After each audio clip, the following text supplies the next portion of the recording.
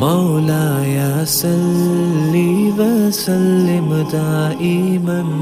ابدا على حبيبك خير خلق كلهم محمد سيد الكونين والثقلين محمد سيد الكونين والثقلين والفريقين من عرب ومن عجم.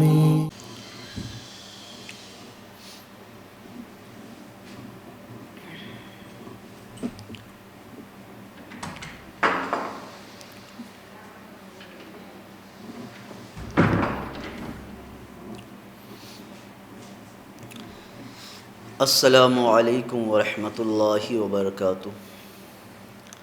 الحمد للہ رب العالمین والصلاة والسلام علی سید المرسلین وعلی آلہ واصحابہ الطیبین الطاہرین. اما بعد فاعوذ باللہ من الشیطان الرجیم. بسم اللہ الرحمن الرحیم. انما یرید اللہ لیذہب عنکم الرجس اہل البیت ویطہرکم تطہیرا. صدق اللہ المولان العظیم وصدق رسولہ النبی الکریم الامین ونحن علی ذلک لمن الشاہدین والشاکرین والحمد للہ رب العالمین. الصلاۃ والسلام علیک یا رسول اللہ. الصلاۃ والسلام علیک یا حبیب اللہ وعلی آلک واصحابک یا نور اللہ صلی اللہ تعالی علیہ وسلم. میرے پیارے آقا صلی اللہ تعالی علیہ وسلم کے پیارے دیوانوں، آج فضائل اہل بیت کے حوالے سے چند اہم معروضات آپ کے سامنے پیش کرنے کی کوشش کر رہا ہوں. اللہ تبارک و تعالیٰ نے اہل بیت اطہار کو کیا شان عطا فرمائی ہے، آپ ملاحظہ فرمائیں. قرآن مجید میں اللہ رب العزت ارشاد فرماتا ہے انما یرید اللہ لیذہب عنکم الرجس اہل البیت ویطہرکم تطہیرا، کہ اے نبی کے گھر والوں، اے اہل بیت، اللہ تو یہی چاہتا ہے کہ تم سے ہر ناپاکی اور ہر آلودگی کو دور کر دے اور تمہیں خوب پاک اور منزہ فرما دیں. اللہ رب العزت نے اپنے پیارے حبیب صلی اللہ تعالی علیہ وسلم کی آل کو اور اللہ کے رسول صلی اللہ تعالی علیہ وسلم کے گھرانے کو کیسی شان عطا فرمائی ہے. خود اللہ کے رسول صلی اللہ تعالی علیہ وسلم ارشاد فرماتے ہیں ان اللہ خلق الخلق فخلقنی من خیرہم خلقا، کہ اللہ تبارک و تعالیٰ نے جب مخلوق کو پیدا فرمایا تو ساری مخلوق میں سب سے افضل اور سب سے بہتر مخلوق میں مجھے پیدا فرمایا. ثم جعل اللہ فرقۃ فجعلنی من خیرہم فرقہ، پھر اللہ رب العزت نے ان مخلوق کے لیے جماعتوں اور گروہوں کو بنایا، تو اللہ رب العزت نے سب سے افضل گروہ میں اور سب سے افضل جماعت میں مجھے پیدا فرمایا. پھر آقا کریم صلی اللہ تعالی علیہ وسلم ارشاد فرماتے ہیں ثم جعل اللہ القبائل فجعلنی من خیرہم قبیلہ، پھر اللہ رب العزت نے ان گروہوں کے لیے، ان جماعتوں کے لیے قبائل بنائیں، ان جماعتوں اور گروہوں کو قبیلوں میں تقسیم کیا. تو اللہ کے رسول صلی اللہ تعالیٰ علیہ وسلم ارشاد فرماتے ہیں کہ اللہ رب العزت نے مجھے سب سے بہتر، سب سے افضل قبیلے میں پیدا فرمایا، یعنی جیسا قبیلہ مجھے عطا فرمایا اللہ نے ویسا قبیلہ کسی کا نہ بنایا۔ ثم جعل اللہ بیوتا فجعلنی من خیرہم بیتا، پھر اللہ رب العزت نے ان قبیلے والوں کے لیے گھروں کو بنایا، تو جیسا گھر اللہ نے مجھے عطا فرمایا ویسا گھر اللہ نے کسی کو عطا نہیں فرمایا۔ سب سے افضل گھر مجھے عطا فرمایا، سب سے اعلیٰ گھر مجھے عطا فرمایا۔ اب اللہ کے رسول صلی اللہ تعالیٰ علیہ وسلم ارشاد فرماتے ہیں کہ اللہ رب العزت نے ساری مخلوق میں سب سے افضل مخلوق میں مجھے پیدا فرمایا، سارے گروہوں میں سب سے اچھے گروہ، سب سے افضل گروہ میں مجھے پیدا فرمایا، اور سارے قبیلوں میں سب سے افضل قبیلہ مجھے عطا کیا گیا، اور سارے گھروں میں سب سے افضل گھر مجھے عطا کیا گیا۔ یعنی جیسا گھر مجھے عطا کیا گیا ہے ویسا گھر اللہ نے کائنات میں کسی کو عطا نہیں فرمایا۔ جب اللہ تبارک و تعالیٰ نے اپنے محبوب کو ایسا شان والا گھر عطا فرمایا کہ جس گھر کی شان یہ ہو کہ اس جیسا گھر اللہ نے دنیا میں کسی کو عطا نہ کیا، اس گھر کی شان یہ ہو کہ جب حضرت علامہ جلال الدین سیوطی علیہ رحمہ سے پوچھا گیا کہ حضور پوری روئے زمین پر سب سے افضل اور سب سے اعلیٰ جگہ کون سی ہے،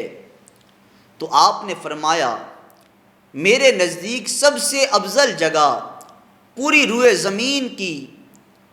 وہ زمین کا حصہ ہے جس زمین کے حصے پر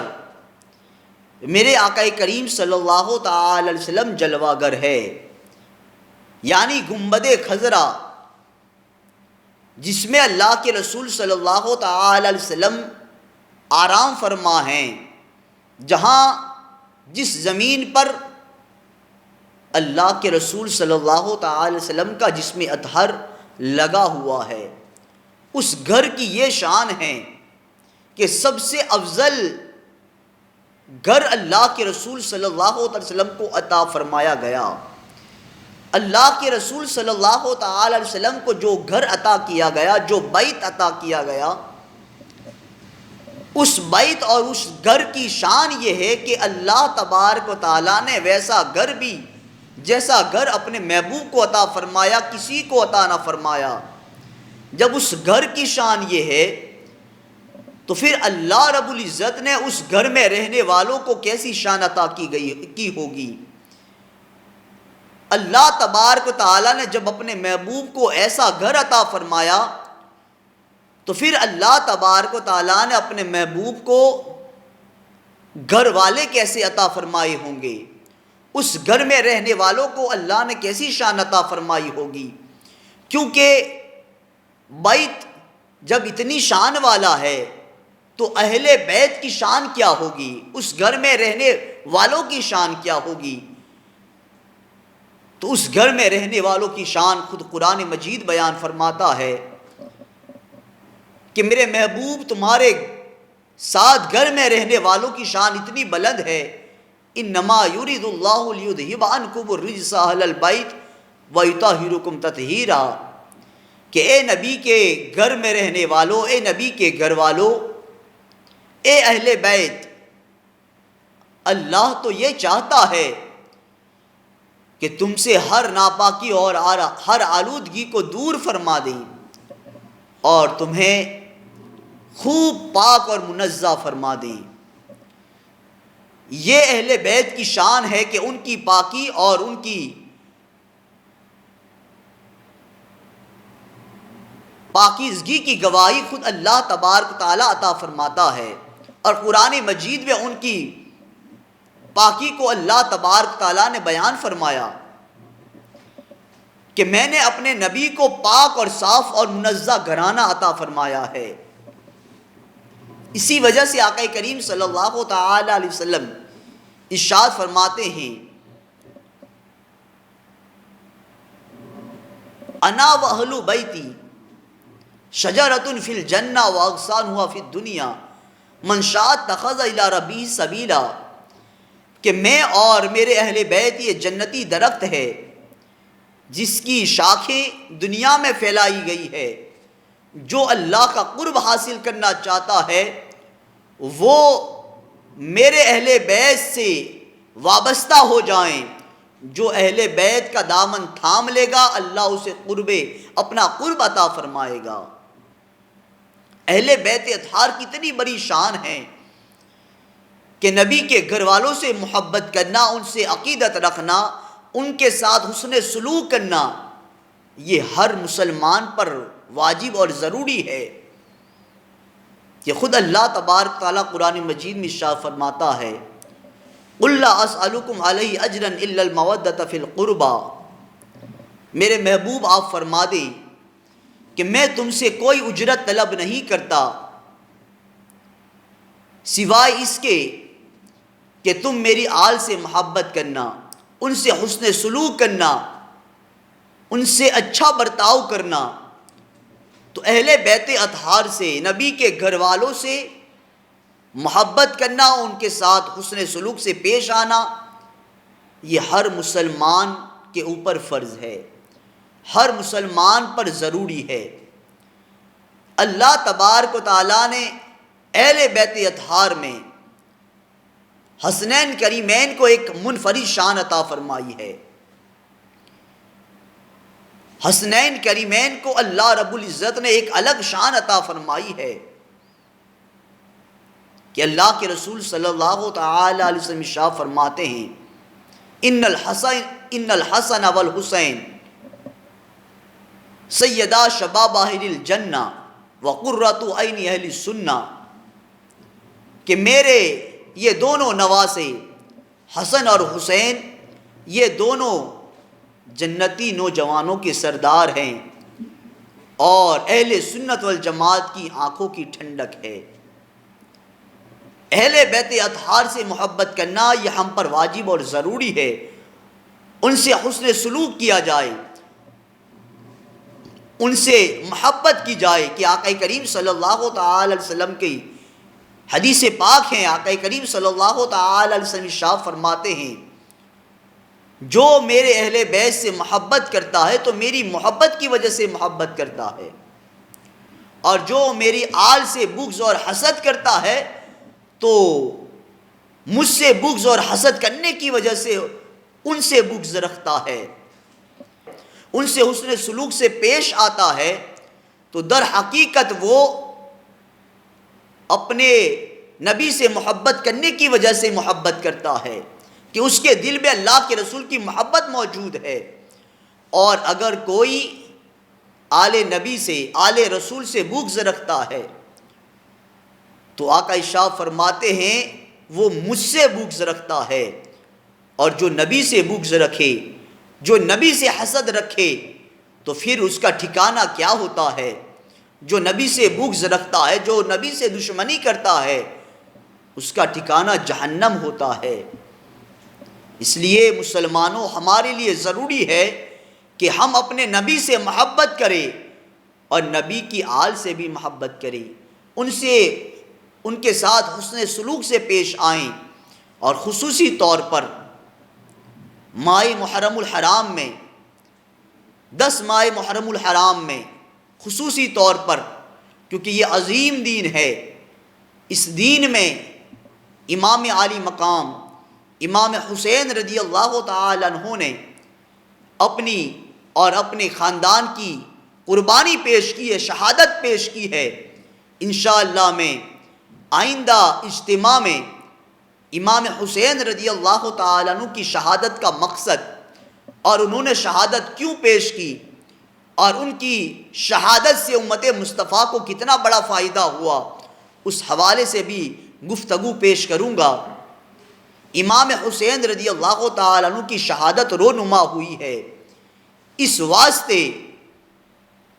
اہل بیت اطہار کی یاد میں ہمیں اس ماہ محرم الحرام میں سب سے زیادہ آل نبی سے، نبی کے گھر والوں سے حسن سلوک کرنا یہ ہم پر ضروری ہے۔ اور میں آخر میں یہ ضرور بات کروں گا کہ ہم حق ادا تب کریں گے جب ہم خرافات سے بچیں، کیونکہ ہم آل نبی سے محبت کرنے کے اس دعوے میں کہاں تک سچے ہیں اس کے لیے ہم اپنا عمل دیکھیں۔ کئی مرتبہ ہم آل نبی کی محبت میں ایسے کام کر جاتے ہیں کہ جس سے اللہ اور اس کے رسول ناراض ہوتے ہیں، نبی کے گھر والے بھی ناراض ہوتے ہیں، اور وہ خرافات آپ اچھی طریقے سے جانتے ہیں۔ یہ ناچ گانے، تعزیہ داری کی رسم کو اتنا بڑھاوا دینا اور جلوس نکالنا اور ایسے اخراجات کرنا، ڈھول تاشے بجانا، آتش بازی کرنا اور نئے نئے روپ بنا کر کے کھیلنا، یہ سارے خرافات یہ اسلام میں جائز نہیں ہے۔ اس سے اللہ اور اس کے رسول ناراض ہوتے ہیں۔ اگر ہمیں اللہ اور اس کے رسول کو راضی کرنا ہے تو ایک عظیم کام کریں، اور یہ بات ضروری ہے، اس سے محبت رسول کا حق بھی ادا ہوگا اور دنیا اور آخرت میں فائدہ بھی ہوگا۔ ہم اپنا مال ایسی جگہ پر خرچ کریں کہ جس سے ہمیں آخرت میں فائدہ حاصل ہو، اور دنیا میں بھی ہم اللہ کے رسول صلی اللہ تعالی وسلم کی آل سے محبت کرنے کا کچھ حق ادا کر سکیں۔ جب 10 ماہ محرم الحرام کا دن آئے تو اس دن ہمیں کیا کرنا ہے؟ ہمیں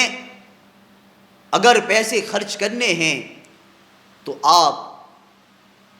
جتنے بھی سادات ہیں، نبی کی آل ہیں، آل رسول ہیں، نبی کے گھر والے ہیں، جو محتاجی کی زندگی گزار رہے ہیں، جو غریب ہیں، تو ان کو تلاش کریں اور خصوصی طور پر آل نبی کی اس دن مدد کریں، اور ایسے مدد کریں کہ کسی کو پتہ بھی نہ چلے۔ کیٹوں کی شکل میں ہو تو کیٹوں کی شکل میں کیٹیں بنائیں، اور اس دن اپنے اندازے کے مطابق گروہ بنائے، جماعت بنائے، ایک کمیٹی بنا لیں، اور کیٹیں بنا کر کے 11 ہو، 21 ہو، 41 کیٹیں، اس طریقے سے کیٹیں بنا کر کے اپنے علاقے کے جتنے سادات ہیں، جو غریب ہیں، جو واقعی محتاج ہیں، ان کے گھر ان کے اخراجات کو پہنچایا جائے۔ اگر یہ کام کریں گے ہم تو ہمارا پیسہ صحیح جگہ پہ استعمال ہوگا۔ میں آپ کو بتاؤں، ہم ایسے لاکھوں روپے تعزیہ بنانے میں خرچ کرتے ہیں، اور اس کے بعد کودنے میں، آتش بازی میں، نیاز کرنے میں لاکھوں روپے لگ جاتے ہیں۔ لیکن میں آپ کو بتاؤں، 10 محرم کے دن ایک مرتبہ جب میں بازار نکلا، ایک سید زادہ میرے پاس آتا ہے۔ مصباحی ویلفیئر مشن کی جانب سے ہم کچھ رقم اس طریقے سے بند لفافے میں دے دیا کرتے تھے۔ ایک سید زادہ آتا ہے اور مجھ سے آ کر کے پہلے تو ہچکچاتے ہوئے آیا، اور اس کے بعد کہتا ہے، مولانا ایک کام کے لیے آیا ہوں۔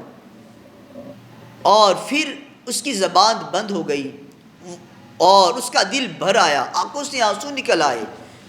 اور پھر اس نے کہا، حضور میں بڑی مجبوری میں آیا ہوں اور زبان کھلتی نہیں ہے، میں کس زبان سے کہوں، لیکن مجبور ہوں، میں مزدور ہوں، مزدوری کرنے کے لیے آتا ہوں، ڈھیلا چلاتا ہوں، لیکن کئی دنوں سے میں خالی ہاتھ گھر واپس جا رہا ہوں، اور اس وقت راشن پانی بھی گھر میں نہیں ہے، اس لیے اس مرتبہ جب 10 محرم کو آپ کیٹیں تقسیم کریں تو مجھے ضرور یاد کر لینا۔ یہ ہمارے لیے سوچنے کا مقام ہے کہ ہم آل نبی کے نام پر تاجیہ لاکھوں کا بنا لیتے ہیں اور لاکھوں روپے نیازوں میں خرچ کر لیتے ہیں، لیکن ہمارے علاقے کے ہی، ہمارے اگل وگل میں ہمارے نبی کے کئی بیٹے، کئی سادات ایسے ہیں جو آپ کے پیسوں کے حقدار ہیں، تو تہجیہ بنانے سے اتنا ثواب نہیں ملے گا، اس طریقے سے آل رسول کی محبت کا حق ادا نہیں ہوتا۔ بنائیں، لیکن یہ کام ضرور کریں کہ جب یہ دین آئے تو اس طریقے کے کام کریں، اپنے علاقے کا دورہ کریں، پتہ لگائیں، اور جہاں ضرورت مند ہو کوئی سادات تو پھر بد لفافے میں کسی کو پتہ نہ چلے، اس حیثیت سے ان کے گھر تک ان کا سامان، ان کی ضرورت کا سامان ان تک پہنچا دیں۔ اگر یہ عمل کر لو گے، دنیا جانے یا نہ جانے، رب عظیم جانتا ہے، اور وہ جب اجر دیتا ہے تو انسان کے عقل میں بھی نہیں آتا، بے حساب دیتا ہے۔ اس لیے جو آل نبی سے محبت کرتا ہے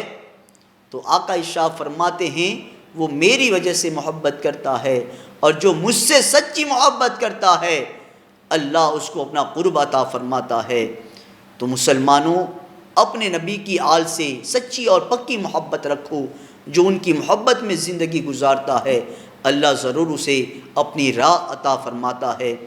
وما علینا الا البلاغ۔ السلام علیکم ورحمۃ اللہ وبرکاتہ۔